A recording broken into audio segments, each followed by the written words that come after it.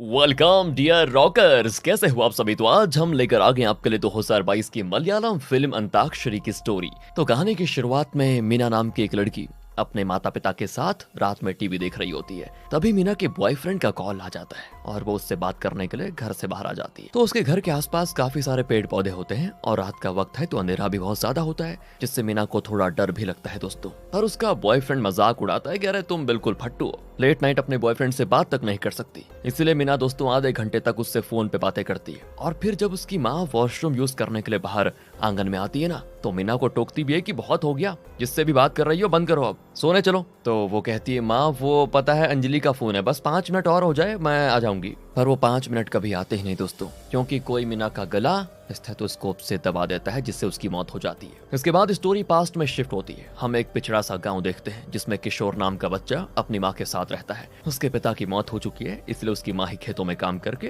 किशोर को पाल रही होती है। और अकेले होने की वजह से गाँव के कुछ मर्दों की उस पर बड़ी गंदी नजर होती है। पर वो काफी शरीफ औरत है दोस्तों, अगर दूर से उसको कोई गंदा मर्द दिख जाए तो वो अपना रास्ता बदल लेती है। वहीं किशोर को अपनी माँ से बड़ा प्यार है। इसके अलावा गाँव में एक भैया के पास बुलेट होती है जो कि सभी बच्चों को बड़ी पसंद है। और सारे बच्चों की तरह किशोर भी एक बार उस पे बैठना चाहता है, मगर बुलेट वाले भैया उसको धुतकार देते हैं और कहते हैं कि इस पे बैठने का सपना अगले जन्म में पूरा करना, इसके लिए तुम्हें अमीर और ऊंचे कुल में पैदा होना पड़ेगा। अब एक दिन की बात है, राघवन नाम का अमीर आदमी अपने एक साथी के साथ किशोर की झोपड़ी पे आता है। किशोर से वो उसकी माँ के बारे में पूछता है, जिससे किशोर उन्हें घूरने लग जाता है। और ये बात राघवन को पसंद नहीं आती और वो किशोर पे भड़क जाता है, ये कहते हुए कि तेरे बाप ने कभी आंख उठाकर हमारी ओर देखा नहीं और तू घूर रहा है। फिर वो किशोर का पैंट उतारता है और उसके प्राइवेट पार्ट को सिगरेट से जला देता है दोस्तों। किशोर बेचारा दर्द के मारे चिल्लाता है और तब राघवन उससे कहता है कि अब तू अपनी लिमिट में रहेगा वरना अंजाम तुझे पता है। रात में जब किशोर की माँ काम करके घर लौटती है तो देखती है कि किशोर आज बिना खाए पिए सो गया। तो वो उससे पूछने जाती कि बेटा तुम्हारी तबीयत तो ठीक है ना, पर वो कुछ नहीं कहता। क्या कहता। फिर अगले दिन की बात है, स्कूल से वापस आते वक्त किशोर बुलेट वाले भैया से लिफ्ट मांगता है और आज मूड अच्छा होने की वजह से वो उसको अपनी बुलेट पे पहली बार बिठा भी लेते हैं। मगर कुछ दूर जाने के बाद किशोर अपने बैग से एक पत्थर निकालता है और बुलेट वाले भैया की पीठ पे जोर जोर से मारने लग जाता है। इसके बाद तो बुलेट वाले भैया उसको लोकल पुलिस स्टेशन में लेकर जाते हैं। वो काफी गुस्से में होते हैं और किशोर का खून कर देना चाहते हैं। वो कहते हैं कि भलाई का तो जमाना ही नहीं रहा, नीच जात का होने के बावजूद बच्चा समझकर मैंने इसको अपनी बुलेट पे बैठाया और ये मुझे मारने चला। तब इंस्पेक्टर बुलेट वाले भैया को किसी तरह से समझा बुझाकर घर भेज देते हैं और अकेले में किशोर को समझाते हैं कि बेटा ये सारी गलत बातें हैं, अगर तुम्हें सच में बुलेट पसंद है तो अच्छे मन से लगाकर पढ़ाई करो, फिर एक अच्छी सी जॉब लो, पैसे कमाओ और फिर अपनी खुद की बुलेट खरीदो और फिर इस गांव के सामने सीना तान कर चलो। इस तरह से किसी दूसरे को मारने से कुछ नहीं होने वाला। तुम अभी बच्चे हो इसलिए मैं तुम्हें समझा रहा हूँ, तुम्हारी जगह अगर कोई और होता ना तो हवालात में डाल देता उसको। सीन यहाँ से आता है प्रेजेंट में। दास नाम का एक इंस्पेक्टर आज सेकंड हैंड बुलेट खरीदता है। उसे वो चलाकर पुलिस स्टेशन लेकर जाता है, जहाँ पे नशीले पाउडर के केस में वो 2 लड़कों को पकड़ चुका होता है और उनसे पूछताछ करने की जगह उनके साथ अंताक्षरी खेलता है। तभी एक दूसरी फैमिली भी पुलिस स्टेशन पहुंच जाती है कंप्लेंट करवाने के लिए। दरअसल एक माँ के 2 बेटे हैं और दोनों ने एक गज को लेकर एक दूसरे पर केस कर दिया है। उनसे भी दास अंताक्षरी खेलने को कहता है। तभी वहाँ पे एक दूसरा पुलिस वाला आता है और दास को कहता है कि नशीले पाउडर के केस में आपने जिन दोनों को पकड़ा है उनमें से एक वसुदेवन का भाई है। वसुदेवन दोस्तों यहाँ का लोकल नेता है। तो वो दूसरा पुलिस वाला कहता है कि अभी तो वो शहर गया हुआ है, इसलिए मैं तो कहता हूँ कि उनके लौटने से पहले उनके भाई को रिहा कर दीजिए। मगर दास बात नहीं मानता और तभी उसको एक अननोन नंबर से फोन आता है जो कि दास को एक अक्षर एम से गाना गाने को कहता है। और जब दास नहीं गाता तो वो कॉलर कहता है कि कोई नहीं, मैं तुम्हारी बेटी से गवा लूंगा। इसके बाद हम पास्ट का एक और सीन देखते हैं। नैना नाम की बच्ची जो येलो कलर की फ्रॉक पहनी होती है, वो जाती है एक आइसक्रीम वाले के पास, पर उसके पास पैसे नहीं होते बेचारी पे। तो आइसक्रीम वाला कहता है कि देखो मैं डेली डेली तुम्हें फ्री में आइसक्रीम तो नहीं दे सकता। पर तभी उसकी नीयत बिगड़ जाती है और वो आसपास देखता है कि कोई मुझे देख तो नहीं रहा। गर्मी की दोपहर होती है जिसकी वजह से दूर दूर कोई होता नहीं, इसीलिए वो आइसक्रीम वाला बूढ़ा उस बच्ची को गलत तरीके से छूने लग जाता है। सीन होता है यहीं पे कट। अब हम दास को अपने घर के वॉशरूम में शावर लेते हुए देखते हैं। उसकी वाइफ कुछ तो काम कर रही होती है और बेटी पढ़ाई, और ये तीनों अपना अलग अलग काम करते हुए भी साथ में अंताक्षरी खेल रहे होते हैं। मगर फिर दास को बाहर से गाने की आवाज आना बंद हो जाती है और वो जल्दी से बाहर निकलता है तो देखता है वसुदेवन अपने 2 आदमियों के साथ घर पे आ धमका है और वो बड़े प्यार से यहाँ दास को धमकाता है कि देखो मेरे भाई को छोड़ दो, वरना अपोजिशन वाले इस बात का मुद्दा बनाएंगे जो मेरे लिए अच्छा नहीं होगा और फिर मुझसे कुछ ऐसा हो जाएगा जो तुम्हारे परिवार के लिए अच्छा नहीं होगा। देखो बढ़िया है ना। फिर दोस्तों यहाँ से हम सीधे उस फैमिली को देखते हैं जिससे दास ने सेकंड हैंड बुलेट खरीदी थी और इस फैमिली के डायनेमिक हमें ये समझ आती है कि इस घर की लेडी के हस्बैंड की मौत हो गई थी। उसके बाद उन्होंने सुरेश नाम के एक आदमी से दूसरी शादी कर ली। उसका अपनी पहली शादी से राज नाम का बेटा भी था और सेकंड मैरिज से सिम्मी नाम की एक बेटी भी हुई। तो राज अपनी माँ से कहता है कि वो बुलेट मेरे डैड की थी, उसे बेचने पे जो पैसे मिले हैं वो मुझे मिलने चाहिए, मैं उससे म्यूजिक कॉलेज में एडमिशन लूंगा। तब उसकी माँ उसको समझाती कि देखो सुरेश उन पैसों को मिलाकर एक गाड़ी लेना चाहते हैं। दोस्तों सुरेश पता है ना कौन, इस औरत का दूसरा पति। पर राज भड़क जाता है कि मेरे पिता की बेची गई गाड़ी के पैसे मुझे मिलने चाहिए, ना कि आपके सेकंड हस्बैंड को। और तब राज की माँ जाती है सुरेश के पास और उन्हें बताती है कि राज कोयम्बटूर के म्यूजिक कॉलेज में एडमिशन लेना चाहता है, जिसके लिए उसको पैसे चाहिए। तो सुरेश कहता है कि अभी उसकी इंजीनियरिंग में कितने पैसे खर्च हुए थे, तो वो जवाब देती है 4 लाख। फिर सुरेश पूछता है और इस म्यूजिक कोर्स में कितने पैसे खर्च होंगे, वो जवाब देती है 3 लाख। इसके बाद तो सुरेश कहता है कि इंजीनियरिंग में अभी इतने पैसे लगे, पहले उसे इंजीनियरिंग कंप्लीट करने को कहो, अब क्या मुझे कुछ कहने की जरूरत है। वो कहती नहीं और वापस किचन में चली जाती है काम करने को। दरअसल दोस्तों राज तो अपना पैसा पकड़ रहा होता है, मगर सुरेश ने उसकी पढ़ाई में काफी पैसे खर्च किए थे पहले, जिसका वो कभी हिसाब भी नहीं लेता था। अगले दिन सुरेश लंच के टाइम राज को नई कार की चाबी देते हुए कहता है, मैंने कुछ और पैसे मिलाकर इसे खरीदा है, तुम्हें जब भी जरूरत हो तो इस्तेमाल कर सकते हो। मगर राज गुस्से में उठकर वहां से चला जाता है और तब सुरेश अपनी वाइफ से कहता है कि अपने बेटे को थोड़ी तमीज सिखाओ। दूसरी ओर दोस्तों दास की बेटी रीना स्कूल से अपने घर आ रही होती है, तभी उसे किसी आदमी के गाना गाने की आवाज सुनाई देती है जो कि अक्षर सा से गाने को कहता है, जिससे रीना डर जाती है और जल्दी से अपने घर की ओर भागने लग जाती है। दोस्तों ये एक पहाड़ी इलाका है, इसलिए यहाँ की आबादी काफी कम है, इसलिए वहाँ पे उस वक्त कोई नहीं होता रीना की मदद करने के लिए। तो रीना देखती है कि मेरी ओर एक आदमी आ रहा है जिसने अपने फेस पे कोई कागज के बैग से कवर करके रखा हुआ है, आंखों के लिए सिर्फ 2 होल है और हाथ में उसके डॉक्टर का स्टेथोस्कोप है, पर कपड़े उसने डॉक्टर वाले नहीं बल्कि नॉर्मल सी शर्ट और लुंगी पहनी होती है। तो रीना डर के मारे अपने घर के बिल्कुल करीब दौड़कर पहुंच जाती है और अपनी माँ को जोर जोर से आवाज लगाती है कि माँ बचाओ। तो उसको सुनकर उसकी माँ फौरन घर के बाहर आ जाती है और देखती कि कोई तो रीना की गर्दन को डॉक्टर के उस आला से कस के मारने की कोशिश कर रहा है। और जब उसकी माँ दौड़ते दौड़ते वहां पर आती है तो वो आदमी भाग चुका था। जिसके बाद वो जल्दी से अपनी बेटी को उठाकर अंदर लेकर आती है और डॉक्टर के साथ पुलिस को भी इन्फॉर्म कर देती है। दास तो किसी काम से कोर्ट गया होता है, इसलिए उसको आने में जरा लेट हो जाती है और जब वो आता है तो देखता है कि मेरी प्यारी गुड़िया की हालत काफी खराब है और वाइफ तो रो रो कर बुरा हाल हो गया उसका। यहाँ कुछ दूसरे पुलिस वाले भी आ चुके होते हैं और उनके साथ हरिहरन नाम का एक सब इंस्पेक्टर भी होता है जिसकी आज ही ज्वाइनिंग हुई है और हरिहरन एसपी का रिश्तेदार भी है दोस्तों, इसलिए ऑफिसर हरिहरन और दास को एक दूसरे से इंट्रोड्यूस करवाता है। अब हरिहरन पहले दिन यहाँ ये सब देखकर बिल्कुल हैरान हो जाता है और सोचता है कि अच्छा हुआ जो मैं अपनी बेटी और वाइफ को यहाँ नहीं लेकर आया, वो शहर में बढ़िया है। वहीं दास को ये सारी चीजें वसुदेवन का किया धरा लगता है, इसीलिए वो वसुदेवन के घर जाकर उसे कन्फ्रंट करता है। तो वसुदेवन कहता है कि मैं पीछे से छुपकर वार करने वालों में से नहीं हूँ, अगर मुझे कुछ करना ही होगा तो मैं सामने से करूंगा, समझे? अब चलो जाओ यहाँ से और दोबारा मेरे घर में तमाशा मत करना। फिर हम वसुदेवन के भाई को उसके घर पे देखते हैं, यानी उसने अपनी पावर का इस्तेमाल करके अपने भाई को छुड़ा लिया था। अब एक दोपहर हम नैना को देखते हैं जो कि अब जवान हो चुकी है और दिल्ली से पढ़ाई करके कुछ ही दिनों पहले लौटी है। वो देखती है कि सामने वाले घर से सिमी आइसक्रीम लेने के लिए निकलती है। ये देखकर नैना डर जाती क्योंकि उसे बचपन में हुए अपने मोलेस्टेशन की याद आ जाती है जो आइसक्रीम वाले ने उसके साथ किया था और वही सेम चीज वो बूढ़ा आइसक्रीम वाला इस बच्ची के साथ ना कर दे, इसी बात का नैना को डर होता है। इसलिए वो बाहर आ जाती है और देखती है कि सिमी के साथ उसका भाई राज भी है। तब जाकर नैना राहत की सांस लेती है। राज और नैना के हाव भाव से दोस्तों हम समझ जाते हैं कि ये दोनों एक दूसरे को पसंद आ गए हैं। अब राज उससे बात तो करना चाहता है मगर नैना के पास बोलने की शक्ति नहीं होती, इसलिए वो बस स्माइल करते हुए राज को देखती है और राज जिसे म्यूजिक में इंटरेस्ट है वो गिटार बजाकर नैना को इम्प्रेस करने की कोशिश करता है। फिर हम नैना के घर पे 2 पुलिस वालों को आते हुए देखते हैं। दरअसल वो नैना की पासपोर्ट वेरिफिकेशन के लिए उसके घर में आए होते हैं और वो नैना के दादाजी से नैना के बारे में पूछताछ करते हैं। दूसरी ओर दास उस नंबर को ट्रेस करवाता है जिससे उसको धमकी मिली थी, तो पता चलता है कि वो नंबर बिहार के किसी उमेश यादव के नाम से रजिस्टर्ड है और उसकी करंट लोकेशन पुलिस स्टेशन से 5 किलोमीटर की दूरी पर शो हो रही है जहाँ पे एक पोल्ट्री फार्म है। ये जानने के बाद दास अपने हरिहरन के साथ उस लोकेशन पे पहुंच जाता है और उस नंबर पे कॉल लगाता है। तो उसी वक्त वहाँ पे रीना की आवाज में गाना चलने लग जाता है। दरअसल दोस्तों एक व्हाइट कलर का हल्का सा डैमेज्ड फोन होता है वहाँ पे जो कि एक म्यूजिक सिस्टम से कनेक्टेड है और फोन के रिंगटोन में रीना के अंताक्षरी वाले गाने की रिकॉर्डिंग लगी होती है। इसीलिए दास उस पोल्ट्री फार्म को अच्छे से चेक करता है और उसे वहाँ पे 4 लड़के मिलते हैं एकदम गरीब परिवार से बिलोंग करने वाले। पूछने पे पता चलता है कि ये फोन उन्हें रोड पे गिरा पड़ा मिला। ये लोग तमिलनाडु के राजन नाम के आदमी के फार्म में बस काम करने के लिए आए थे, उन्हें किसी और चीज से कोई मतलब नहीं है। दास को भी उनकी बातों पे यकीन हो जाता है और वो अपने जूनियर से कहकर लोकल गुंडों से भी पूछताछ करवाता है, मगर ये काम उनका अभी नहीं लगता। फिर हम दास की वाइफ को देखते हैं जो कि अपनी बेटी के साथ हुए उस हादसे से अभी भी सदमे में होती है, इसलिए वो हर टाइम चौकन्नी रहती है, खिड़की दरवाजा बार बार बंद करती रहती है। अब हम देखते हैं दोस्तों कि देर रात सुरेश अपनी वाइफ से पूछता है कि राज कहाँ है, तो वो बताती है कि अपने दोस्तों के साथ फिल्म देखने गया है। सुरेश पूछता है कौन सी फिल्म और कौन से थिएटर, जवाब उसके पास नहीं होता। तो सुरेश अपनी वाइफ को घर से बाहर निकाल देता है और कहता है कि जब राज घर आ जाए तो तुम भी उसके साथ अंदर आ जाना। कुछ घंटों के बाद जब राज आता है तो उसे पता चल जाता है कि सुरेश ने उसकी माँ को घर से बाहर निकाल कर दरवाजा बंद कर दिया था।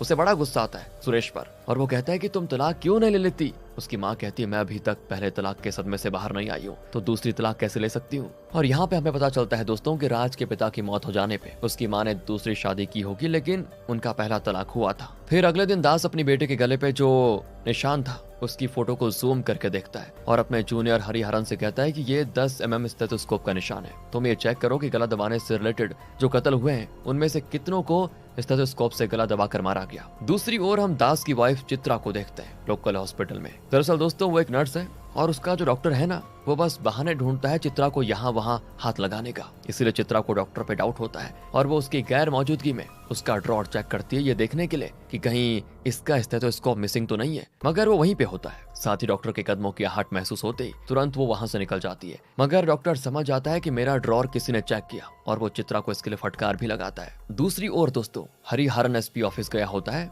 इस टाइप की केस के रिकॉर्ड को चेक करने के लिए और वो वहीं से कॉल करके दास को बताता है कि पास्ट में इस तरह के केसेस हुए थे मगर मुजरिम को सजा मिल चुकी है सर, और 2 ऐसे केसेस हैं जिसमें 10 mm स्टेथोस्कोप का यूज किया गया। कोटम की 21 साल की कविता नहाते वक्त किसी मुलायम चीज से गला घोंटकर उसको मार दिया गया था। वहीं 16 साल की एनी का केस एक्सीडेंटल केस के तौर पर रजिस्टर्ड किया गया है। तब दास उन दोनों विक्टिम्स के घर पे फोन लगाता है और उन्हें पता चल जाता है कि बच्चों की मौत के बाद उनके पिता भी एक ही महीने के अंदर मर गए, वो भी अलग अलग तरीके से। तो दास हरिहरन से कहता है कि कुछ ऐसे केसेस का पता करो जिसमें बच्चे की मौत के 1 महीने के बाद ही उसके पिता की भी मौत हो गई हो। तो इस तरह के 2 केसेस की फाइल हरिहरन लाकर दास को देता है। 2016 में दिवाकरन और उसकी बेटी दीपिका जो कि कोच्चि में रहते थे, साथ ही राजन और उसकी बेटी जानकी के साथ भी सेम ऐसा ही हुआ था और हर बार मौत अलग अलग जगह होने के बावजूद भी पिता के सर के दाहिने तरफ चोट का निशान जरूर रहता था। पर जब दोस्तों एसपी को पता चलता है कि ये लोग बंद पड़े केसेस को दोबारा से इन्वेस्टिगेट कर रहे हैं तो वो भड़क जाता है और कहता है कि प्रेजेंट के केसेस कम है क्या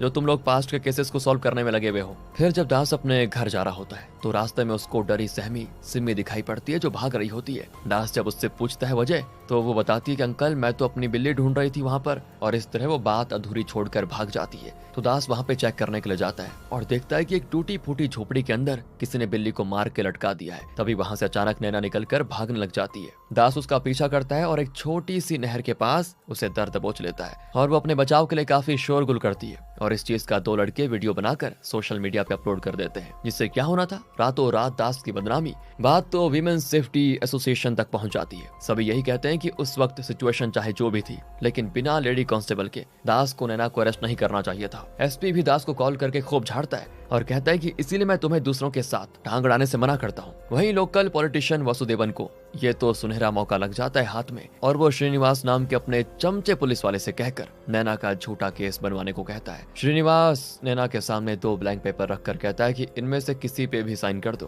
पर जरा सोच समझ कर करना, क्योंकि एक में मैं लिखने वाला हूँ कि इंस्पेक्टर दास की मुझ पे गंदी नजर थी और उस दिन मुझे अकेला पाकर उन्होंने मुझे मॉलेस्ट किया। वहीं दूसरे पेपर पर मैं ये लिखने वाला हूँ कि मेरा दास के साथ नाजायज संबंध था। उस झोपड़ी में हम अक्सर शारीरिक संबंध बनाने जाया करते थे। हमारा यह अफेयर काफी वक्त से चल रहा है, मगर उस दिन हमारे बीच किसी बात को लेकर कहासुनी हो गई और मैंने इस रिश्ते को खत्म करने की बात कही। तो तब दास ने मुझे रोकने की कोशिश की और आगे का वीडियो तो आप सभी ने देख ही लिया है कि कैसे उन्होंने मेरे साथ मारपीट की। और तब नैना कहती कि नहीं, मैं इनमें से किसी पे भी साइन नहीं करूंगी। ये सुनकर श्रीनिवास तो हैरान हो जाता है और नैना पे गुस्सा करने लगता है कि तुम बोल सकती हो पर अभी तक तुम हमारे सामने गूंगी बनने का नाटक कर रही थी, चुपचाप साइन करो वरना अच्छा नहीं होगा। तभी लेडी कांस्टेबल आवाज सुनकर रूम में आ जाती है और कहती है कि मुझे अभी हरिहरन सर का कॉल आया था, उनका ऑर्डर है है कि नैना का स्टेटमेंट मैं अपने आंखों के सामने साइन करूं, जिस पर श्रीनिवास तो उसे भी डांट कर भगाना चाहता है दोस्तों, मगर वो कहती है कि देखो मैं अपने सीनियर का कहा मानूंगी, जो ऑर्डर दिया है वो करूंगी। इसके बाद वो नैना के बगल में जाकर बैठ जाती है, जिससे नैना को हिम्मत मिलती है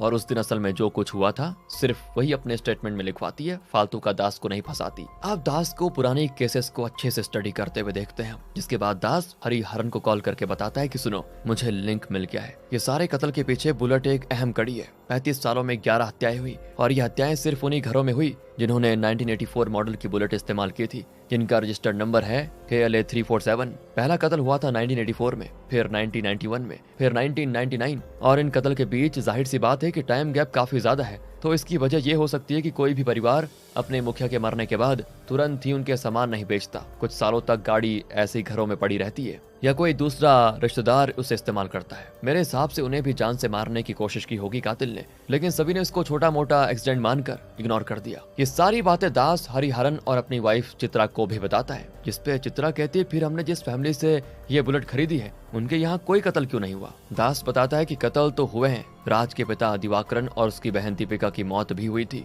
दरअसल दीपिका राज की बड़ी बहन थी। राज के जन्म के बाद उसकी माँ और दिवाकरन अलग हो गए थे, मगर कानूनी तौर पे नहीं। इसलिए जब दिवाकरन की मौत हुई तो उनकी सारी प्रॉपर्टी राज के नाम हो गई, मगर ज्यादातर लोगों को लगता है कि राज और सिमी सुरेश के ही बच्चे हैं, इसलिए कातिल ने राज को कभी नुकसान नहीं पहुंचाया। और जब मैंने ये गाड़ी लीगली खरीद ली है तो वो मेरी बेटी और मेरे पीछे पड़ गया है। अब हमें दो चीजें पता चल चुकी हैं, पहला कि कातिल कौन है और दूसरा उसका मोटिव क्या है। पर इसका पता हमें तभी चलेगा जब हम इस बुलेट के फर्स्ट ओनर का पता लगाएंगे। इसके बाद स्टोरी शिफ्ट हो जाती है पास्ट में। तो दोस्तों आपको याद ही होगा जब किशोर ने बुलेट वाले भैया को उस दिन गुस्से में पत्थर से मारा था तो उन्होंने किशोर को पुलिस के हवाले कर दिया था, मगर छोटे होने की वजह से पुलिस ने उस पर रहमी बरती, जो कि बुलेट वाले भैया को पसंद नहीं आया और उन्होंने जाकर अपने पिता राघवन से किशोर की शिकायत की। तो राघवन को भी बहुत गुस्सा आया और उसने फैसला किया कि उस लड़के को तो अब सबक सिखाना ही होगा। इसीलिए दोनों बाप बेटे बुलेट पे बैठकर पहुंच गए किशोर की झोपड़ी में, जहां पे फिर राघवन ने किशोर की मां को दर्द दबोचा, उसके साथ जबरदस्ती करने की कोशिश की।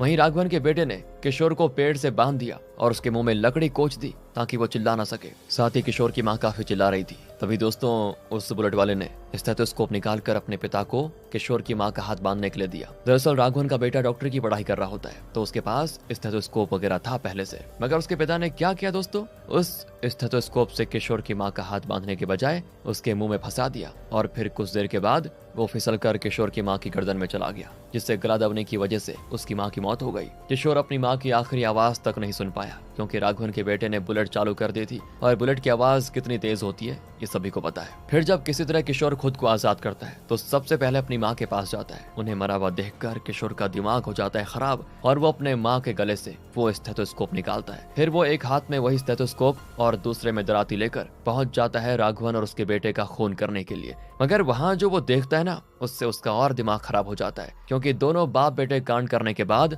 शहर गए होते हैं और रास्ते में उनका एक्सीडेंट हो गया और वो मर गए और इस वक्त उनकी यहाँ पर लाशें जल रही होती हैं। किशोर को बहुत गुस्सा आता है कि अपनी माँ के हत्यारों को मैं नहीं मार पाया, जिस वजह से वो उनकी जलती चिता को ही मारने पीटने लग जाता है। और प्रेजेंट में दोस्तों जब दास किशोर के गांव जाता है तो उसको ये सारी बातें तो पता चल जाती है, साथ ही ये भी पता चल जाता है कि उस घटना के बाद वो मेंटली काफी डिस्टर्ब हो गया, काफी वायलेंट हो चुका था। इसलिए गांव वालों और पुलिस ने मिलकर उसे मेंटल हॉस्पिटल भिजवा दिया। किशोर की मेंटल कंडीशन को समझने के लिए दास एक साइकेट्रिस्ट से मिलता है, जो सारी स्टोरी जानने के बाद कहता है कि शायद किशोर के अंदर ट्रॉमा बिल्ड हो गया और वो बुलेट जिनके पास भी रहती उन्हें ही अपनी माँ का हत्यारा समझ लेता, इसलिए उनको मार कर ही दम लेता। और जैसा कि आपने बताया कि बुलेट के ओनर को मारने से पहले किशोर उनके बच्चों को मारता है। दरअसल उसे उन्हें परेशान और दुख में देखकर दोगुनी खुशी होती है। ये सब जानने के बाद दास अपने घर लौट जाता है और हरिहरन से कहता है कि मुझे कोई पुलिस प्रोटेक्शन नहीं चाहिए और ना ही हमें उसे ढूंढने की जरूरत है। वो खुद मुझे और मेरी बेटी को मारने के लिए आएगा, तब मैं उसको हैंडल कर लूंगा। इसके बाद दोस्तों दास छुट्टी लेकर अपने घर पर रहने लग जाता है। कई दिन गुजर जाते हैं मगर किशोर नहीं आ पाता। फिर एक रात आधी रात को दास को अपनी बुलेट की आवाज आती है, तो वो अपनी बेटी को रूम में लॉक करके खुद बाहर जाता है और बुलेट बंद करके चाबी को अपने पॉकेट में डाल देता है। फिर शुरू होता है दोस्तों चूहे बिल्ली का खेल। दास कहता है कि किशोर देखो मुझे पता है तुम यहीं हो और तुम्हारी बैक स्टोरी भी मुझे पता है, आओ सामने बैठकर बातें करते हैं। दरअसल दास के घर के आसपास तो काफी जंगल है ना दोस्तों, तो रात में रोशनी ना होने की वजह से दास को वो कहीं दिखाई नहीं देता। ऊपर से वो अब दास के साथ अंताक्षरी खेलना चाहता है। वो दास को गाना गाने को कहता है और मजबूरी में दास को उसके साथ अंताक्षरी खेलना ही पड़ता है। तो उसकी आवाज को फॉलो करते हुए दास टॉर्च के सहारे किशोर तक पहुंचने की कोशिश करता है। कुछ देर अंताक्षरी खेलने के बाद दोस्तों दास को समझ आ जाता है कि कोई तो मेरे घर का ताला तोड़ने की कोशिश कर रहा है। और जब वो अपने घर की ओर लौटता है तो देखता है कि वहाँ किशोर चेहरे पे मास्क पहने हुए ताला तोड़ रहा है एक लोहे से। और जब दास उसको रोकने की कोशिश करता है ना, तो वो उसी लोहे से दास के सर पे वार कर देता है, जिससे दास बेहोश, उसके सर से काफी सारा खून बह जाता है। फिर किशोर ताला तोड़ने में हो जाता है कामयाब, मगर अभी तक चित्रा ने अंदर से दरवाजा बंद कर दिया था। वो दरवाजे के पास टेबल भी लगा लेती है ताकि कोई दरवाजा ना तोड़ सके। वहीं ये सब देखकर रीना का डर के मारे बुरा हाल दोस्तों। तभी दास को आ जाता है होश, जिसके बाद तो किशोर और दास के बीच में बड़ी अच्छी फाइट होती है। और जब दास किशोर पे भारी पड़ने वाला होता है तो किशोर घर से निकलकर वापस से अंधेरे जंगल में छिप जाता है। उसका मास्क भी गिर चुका था, यानी अगर वो बाहर आएगा तो उसका चेहरा दिख जाएगा। इसलिए वो काफी कोशिश करता है कि किशोर बाहर आ जाए। जिसके बाद दोस्तों दास अपना दिमाग लगाता है और जिस बुलेट के पीछे किशोर पागल था वो उसे ही पेट्रोल डालकर जला देता है। तब जाकर कहीं किशोर आता है सामने। वो उस जलती हुई बुलेट को बचाना चाहता था, काफी सारा धूल मिट्टी बुलेट पे डाल देता है आग बुझाने के लिए, मगर वो बुझती नहीं। इसलिए वो काफी रोने भी लग जाता है और उसके कमजोर पड़ते ही दास उसे कर लेता है अरेस्ट। सीन होता है शिफ्ट। कुछ महीनों के बाद किशोर को जेल में डाल दिया जाता है। उसका इलाज भी चल रहा होता है। अब दास उससे मिलने जाता है और किशोर से बड़े अच्छे तरीके से बातें करता है और कहता है कि देखो, तुम्हारी मेंटल इलनेस की वजह से तुम्हें ज्यादा सजा नहीं होगी। जैसे ही उनको लगेगा कि तुम मेंटली फिट हो तो वो तुम्हें छोड़ देंगे। मेरी तुमसे बस यही गुजारिश है किशोर, सुनो मेरी बात, कि बाहर आने के बाद मुझे और मेरी फैमिली को दोबारा परेशान मत करना। जो हुआ सब भूल कर एक नई जिंदगी शुरू करो। जिसपे किशोर बिल्कुल चुपचाप रहता है। और जब दास वहां से चला जाता है ना दोस्तों, तो किशोर कहता है अंताक्षरी का अगला अक्षर है पा, तुम्हें पा से गाना गाना है। यानी वो कुछ भी बोलने के मूड में नहीं है और जैसे जेल से रिहा होगा दोबारा दास और उसकी बेटी के पीछे पड़ जाएगा। इसी मकसद के साथ ये मूवी होती है खत्म। बाकी आप बताइए कौन से अक्षर से गाना गाएं। मिलते हैं आपसे अगली वीडियो में। ध्यान रखिए अपना। Thanks for watching. भाई हमें करना है लौंडा नाच। और फिर